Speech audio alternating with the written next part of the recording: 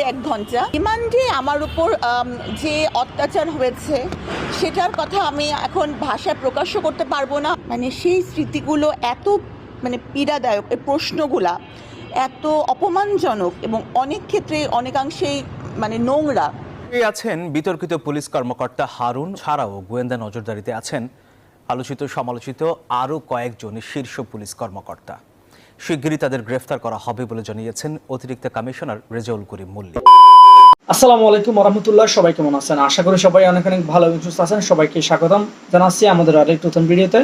প্রতিদিনের মতো আমি আপনাদের সিরিয়াস পরবি দর্শক, আজকের ভিডিওর টাইটেল এবং থাম্বনেল দেখে ইতিমধ্যে বুঝতে পেরেছেন আজকে কি বিষয়টা নিয়ে কথা বলবো। খুবই গুরুত্বপূর্ণ একটা বিষয় নিয়ে কথা বলবো। আপনারা হয়তো ইতিমধ্যেই অবগত আছেন সেই ডিবি হারুন অর্থাৎ হাউন আঙ্কেল ইতিমধ্যে স্বৈরাচার খুনি হাসিনা পালানোর পর ইতিমধ্যে ডিবি হারুনের বিরুদ্ধে প্রায় 50টিরও অধিক হত্যা মামলা দায়ের করা হয়েছে। ইতিমধ্যে বাংলাদেশের গোয়েন্দা সংস্থা বলেছে ডিবি হারুন এখনও দেশের মধ্যে রয়েছে, কিন্তু তিনি আত্মগোপনে রয়েছে। এদিকে ডিবি হারুন অর্থাৎ আওয়ামী লীগ সরকার পদত্যাগের বা পতনের পরে ইতিমধ্যে ডিবি হারুন থেকে শুরু করে যারা আওয়ামী লীগের আমলা কামলা বা আওয়ামী লীগ ছাত্রলীগ এদের যারা নেতা কর্মী থেকে শুরু করে যারা ক্ষুদ্র কর্মী ছিলেন তাদের পর্যন্ত এক কুকীর্তি কুকর্ম ফাঁস হচ্ছে। ডক্টর অর্থাৎ ইতিমধ্যে ডিবি হারুন তো এক বিশাল রাঘব বল যাকে বলা হয়। সাম্প্রতিক সময়ে ডিবি হারুন ক্ষমতায় থাকা অবস্থায় বা ডিবি হারুন ডিবিতে থাকা অবস্থায় ডাক্তার সাবরিনা, যাকে আপনারা সবাই চিনেন, রিজেন্ট হাসপাতালে যে বিষয়টাকে কেন্দ্র করে ডাক্তার সাবরিনাকে ইতিমধ্যে কিন্তু তাকে রিমান্ডে নেয় ডিবি হারুন। কিন্তু ডিবি হারুন রিমান্ডে নিয়ে তার উপর যে কী রকম কর্মকাণ্ডগুলো করেছিল এই বিষয়টা নিয়ে একদম সম্পূর্ণ তথ্য ফাঁস করে দিয়েছে ডাক্তার সাবরিনা প্রকাশ্যে। ইতিমধ্যে তার মন্তব্যগুলো শুনে আপনারা রীতিমতো হতভম্ব হয়ে যাবেন। অথচ আমাদের বাংলাদেশে আইন অনুযায়ী যেটা বলা হয়, একজন নারী আরেকজন নারীকে গ্রেফতার করবে বা অ্যারেস্ট করবে বা রিমান্ডে একজন নারী আরেকজন নারীকে কি করবে, যে কোনো ধরনের তার জবানবন্দি নেবে। কিন্তু আমরা ডিবি হারুনের ক্ষেত্রে দেখতে পেয়েছি পুরাই ভিন্নতা। সেই বিষয়টা নিয়ে ইতিমধ্যে মুখ খুলেছেন সাবরিনা। সে তার কথাগুলো শুনলে তার রিমান্ডে থাকা অবস্থায় কী ধর্মের কর্মকাণ্ড করেছিল ডক্টর সাবরিনার মুখ থেকে, সেগুলো শুনলে আপনারা অবাক হয়ে যাবেন। এদিকে ডিবি হারুন এবং বিপ্লব তারা এখনও নাকি বাংলাদেশের মধ্যে রয়েছে। ইতিমধ্যে গোয়েন্দা সংস্থার বর্তমানে ডিবি প্রধান এই বিষয়টা নিয়ে মুখ খুলেছেন। তার মুখ থেকে আমরাও বেশ কিছু কথা শুনবো একটা প্রতিবেদনের মাধ্যমে। তার আগে আমরা একটু শুনে আসবো ডিবি হারুনের রিমান্ডে যেসব কুকীর্তি ডক্টর সাবরিনা ফাঁস করেছে তার মন্তব্যগুলো। তার আগে আপনারা যারা আমাদের চ্যানেলে নতুন আছেন চ্যানেল সাবস্ক্রাইব করে একটা লাইক দিয়ে সম্পূর্ণ ভিডিও দর্শক দেখতে থাকুন। সেই আছেন বিতর্কিত পুলিশ কর্মকর্তা হারুন ও বিপ্লব। এই দুই কর্মকর্তা ছাড়াও গোয়েন্দা নজরদারিতে আছেন আলোচিত সমালোচিত আরও কয়েকজন শীর্ষ পুলিশ কর্মকর্তা। শিগগিরই তাদের গ্রেফতার করা হবে বলে জানিয়েছেন অতিরিক্ত কমিশনার রেজাউল করিম মল্লিক। বৈষম্য বিরোধী ছাত্র আন্দোলন দমাতে শুরু থেকেই বিতর্কিত ভূমিকায় ছিলেন পুলিশের এসব শীর্ষ কর্মকর্তা।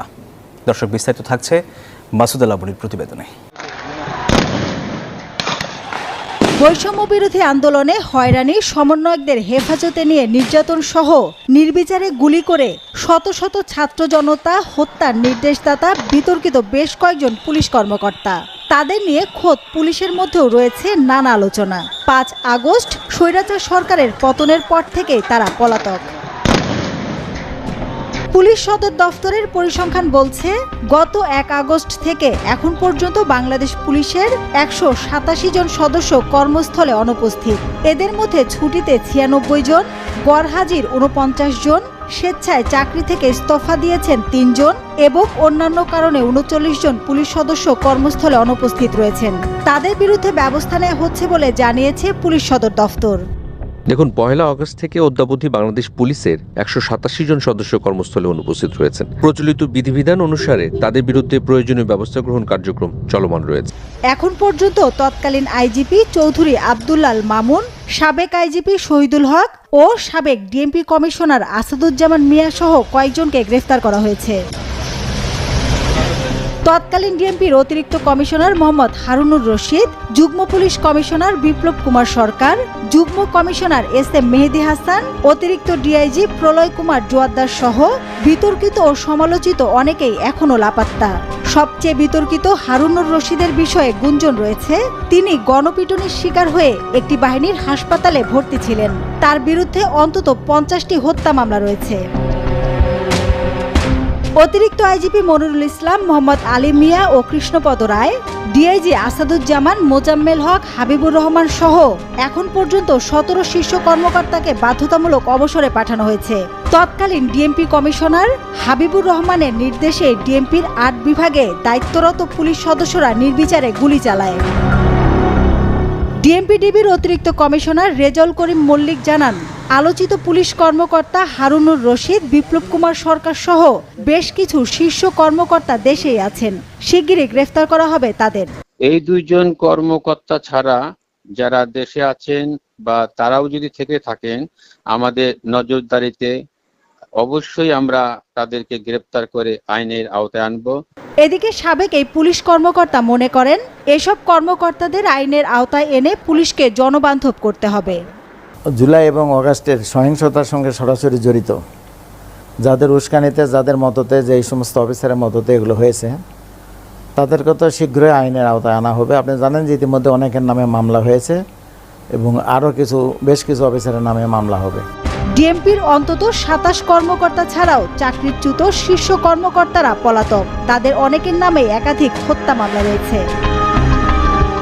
রুমে রাখা হলো 1.5 ঘন্টা। রিমান্ডে আমার উপর যে অত্যাচার হয়েছে সেটার কথা আমি এখন ভাষায় প্রকাশ করতে পারবো না। মানে সেই স্মৃতিগুলো এত পীড়াদায়ক, এই প্রশ্নগুলা এত অপমানজনক এবং অনেক ক্ষেত্রে অনেকাংশেই নোংরা। আমি জানি না যে ডিবি হারুন সাহেবের সাথে আমার কোন কি শত্রুতা। উনি আমাকে জিজ্ঞাসাবাদের জন্য ডেকে পাঠালেন।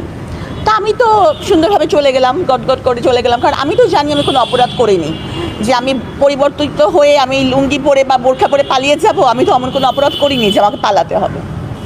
তো যাই হোক, তো আমাকে বললো জিজ্ঞাসাবাদ করা হবে। তো জিজ্ঞাসাবাদ করার জন্য একটা রুমে রাখা হলো 1.5 ঘন্টা, কিন্তু উনি আমাকে কোনো জিজ্ঞাসাবাদই করেননি। শুধু 2টা প্রশ্ন উনি পুরো সময় আমাকে করেছিলেন। একটা হচ্ছে যে আপনি কোন মেডিকেল কলেজ, আপনি কততম বিসিএস। তো এই 2টি প্রশ্নের ভিত্তিতে উনি আমাকে কিভাবে গ্রেফতার করলেন, এই 2টা প্রশ্নে উনি কি সন্দেহজনক পেলেন, কি উত্তর পেলেন যে উনি আমাকে এই মামলায় গ্রেফতার করলেন। আচ্ছা, আর আরেকটা কথা হচ্ছে যে এটা একটা সরকারি চাকরিজীবীদের নিয়মই আছে, তাদেরকে যখন গ্রেফতার করা হবে তখন অবশ্যই ঊর্ধ্বতন কর্তৃপক্ষের অনুমতি লাগবে। তখনকার যে ডিরেক্টর স্যার ছিলেন এনআইসিবিডির, তার কোনো অনুমতি নেওয়া হয়নি। তারপরে উনি আমাকে গ্রেফতার দেখালেন এবং যে তৎকালীন যে স্বাস্থ্য মন্ত্রণালয়, সেখান থেকে বলা হলো যে আমি এখানকার রেজিস্ট্রার কার্ডিয়াক সার্জারি থাকা অবস্থায় আমি আরেকটা প্রাইভেট প্রতিষ্ঠানের চেয়ারম্যান ছিলাম, এজন্য আমাকে বরখাস্ত করা হলো। কিন্তু আমি যে চেয়ারম্যান ছিলাম সেটা তো কোনো কাগজই নাই। তাহলে উনি বিভাগীয় তদন্ত না করে উনি কিভাবে এত বড় একটা কথা বলে আমাকে চাকরি থেকে বরখাস্ত করতে পারেন? তো পুরো ব্যাপারটি একটা সাজানো ছিল, একটা চক্রান্ত ছিল, ষড়যন্ত্র ছিল। এবং আমরা এখন বুঝতে পারছি, তখন তো সাধারণ মানুষ বুঝতে পারেনি, এখন মানুষ বুঝতে পারছে যে ওই আমলে কত মিথ্যা মামলার শিকার মানুষ হয়েছে। আচ্ছা, রিমান্ডে আমার উপর যে অত্যাচার হয়েছে সেটার কথা আমি এখন ভাষায় প্রকাশ করতে পারবো না, আর আমি এগুলো বলতেও চাই না। হ্যাঁ, এটা এত একটা ভয়ঙ্কর পীড়াদায়ক স্মৃতি, এবং এই একটা মামলায় আমাকে 7 দিন রিমান্ডে রাখা হয়েছে। 7 দিন, হ্যাঁ, বারবার করে রিমান্ড চাওয়া হয়েছে, বারবার রিমান্ড চাওয়া হয়েছে। এবং আমি আসলে যারা রিমান্ডে কোনো সময় গিয়েছেন তারাই বলতে পারবেন যে রিমান্ডটা কত দূর ভয়াবহ, বিশেষ করে একটা নারীর জন্য। হ্যাঁ, আসলে আমি বলতে চাচ্ছি যে ওই সময়টুকুর স্মৃতি, সেই স্মৃতিগুলো এত পীড়াদায়ক, এই প্রশ্নগুলা এত অপমানজনক এবং অনেক ক্ষেত্রে অনেকাংশেই নোংরা। সেগুলা কথা আমি এখন সর্বসমক্ষে বলতেও চাই না, বা এগুলা কথা আমার ব্যক্তিত্ব বা আমার অবস্থানের জন্য বা আমার পরিবারের জন্য এটা আমি মনে করি যে এটা সুখকর না। এই জন্যে আমি এগুলা বিষয়ে কিছু বলতে চাই না। তবে এটা জানি যে ওনারা খুব ভালো মতনই জানতেন খুবই ভালো মতন জানতেন যে আমি এটা করি নাই। ওনারা জেনে শুনেই মানে সব কিছু জানতেন, জেনে শুনেই এই নাটকটা সাজিয়েছিলেন। তখন তো বুঝি নাই, একটা ঘরে আটকে রাখা হতো, সারাক্ষণ উপরে মানে অনেক হাই পাওয়ারে বাল্ব জ্বলতো, চারটা একদম চোখের উপরে, কোনো ঘুমানোর কোনো বিষয় ছিল না, মহিলা পুলিশরা ঘিরে রাখতো। তো ওটা আয়নাঘর না কি ঘর এটা তো আমি বলতে পারবো না। শোয়ার কোনো ব্যবস্থা নাই, না শোয়ার কোনো ব্যবস্থা নাই। ওখানে একটা শক্ত কাঠের চেয়ার দেওয়া ছিল এবং উপরে হচ্ছে যে মানে চারটা অনেক হাই পাওয়ারেরই মানে কোনো ঘুমের ওখানে কোনো ব্যবস্থা নেই, শোয়ার ওখানে কোনো ব্যবস্থা নেই, একটা কাঠের চেয়ার ছিল। তো আমি জানি না ওটাকে কী ঘর, ছোট্ট একটা ঘর, তো ওটাকে কী বলা হবে আমি জানি না, কিন্তু ওখানে আমাকে একলা রাখা হয়েছিল। কোনো বিন্দু মাত্রই মিল ছিল না, ওই প্রশ্নগুলোর সাথেও মিল ছিল না, কোনো উত্তরগুলোর সাথেও মিল ছিল না।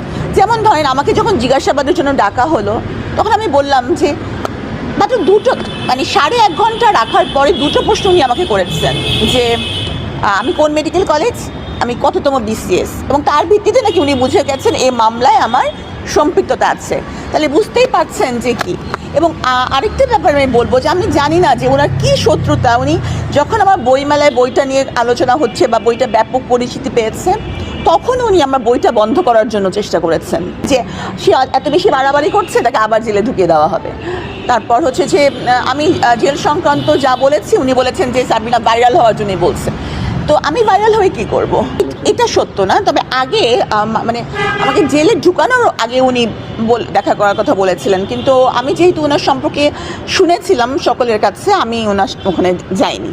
এখন ব্যাপার হচ্ছে যে আমি এই ব্যাপারে বিভিন্ন মানে আমার লয়ারদের সাথে কথা বলছি, তবে সবচেয়ে বড় কথা হচ্ছে আমার বাবা, উনি আমার নিরাপত্তা নিয়ে খুব চিন্তিত, এবং অনেকেই বলছেন যে তার অনেক ক্ষমতা, আমি যদি একটা উকিল দাঁড় করাই তাহলে উনি নাকি 10টা উকিল দাঁড় করাবেন।